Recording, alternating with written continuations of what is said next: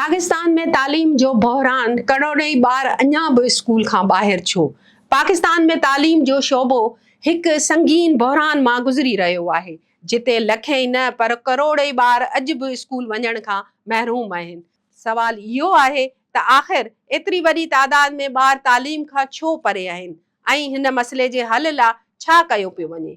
मां आहियां फहमीदा रियाज़, अवां ॾिसी रहिया आहियो WTN न्यूज़। ॿारनि जे आलमी इदारे यूनिसेफ जी हिकु ताज़ी रिपोर्ट मूजिबि पाकिस्तान में 5 खां 16 साल जे उमिरि जा लॻभॻि 2 करोड़ 51 लख ॿार स्कूल खां ॿाहिरि आहिनि, जेका दुनिया में ॿियो वॾो अंग आहे। सूबनि में स्कूल न वेंदड़ ॿारनि जी कहिड़ी सूरत हाल आहे, अचो त हिन जो जाइज़ो वठूं था। यूनिसेफ जी रिपोर्ट मूजिबि हिन वक़्तु पंजाब में 97 लख ॿार स्कूल खां ॿाहिरि आहिनि। सिंध में ही अंग 74 लख ॿार आहिनि। खैबर पख्तूनख्वा में 45 लख ॿार स्कूल नथा वञनि। बलोचिस्तान में 35 लख ॿार स्कूल ॿाहिरि खां आहिनि।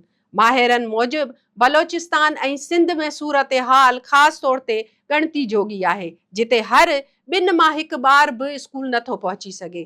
तालीम खां महरूमी जो भार सभ खां वधीक छोकिरियुनि ते पवे थो। ख़ासि तौर ते सिंध ऐं खैबर पख्तूनख्वा में स्कूल खां ॿाहिरि छोकिरियुनि जो तादाद छोकिरनि खां वधीक आहे। रिपोर्ट मूजिबि इन कारणनि में शामिल आहे समाजी रवायतूं, पाबंदियूं, घटि उमिरि जूं शादियूं, वालिदनि जी अदम दिलचस्पी या आगाही जी खोट, सिक्योरिटी ऐं फ़ासिले जा मसइला।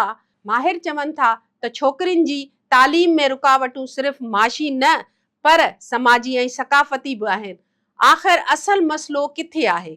माहिरनि मूजिबि पाकिस्तान में तालीम लाइ सभ खां घटि बजट रखी वञे थी, जेका GDP जो सिर्फ़ 2.8% आहे। इन खां अलावा तालीम जो लॻभॻि 90% फंड्स सिर्फ़ पघारुनि ते ख़र्च थी वञे थो, जॾहिं त स्कूलनि जूं इमारतूं, उस्तादनि जी तरबियत, निसाबी मवाद लाइ तमामु घटि रक़म बचे थी।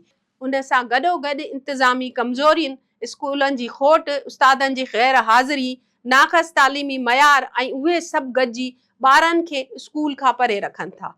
सवाल इहो आहे त आख़िर इब्तिदाई तालीमी छो अहम आहे।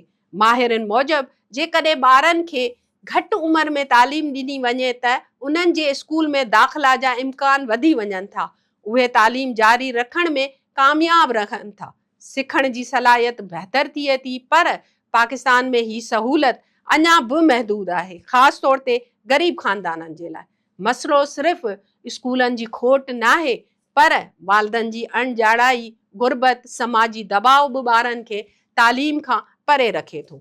इन ई करे हाणे स्कूल ऐं कम्यूनिटी जे विच में लाॻापन खे मज़बूत करण ते ज़ोर ॾिनो पियो वञे, जीअं ॿारनि जो वक़्त सर दाख़िला थिए, ड्रॉप आउट घटि थिए, तालीम मुकमल थी सघे। छा उन्हनि मसइलनि जो हल मुमकिन आहे?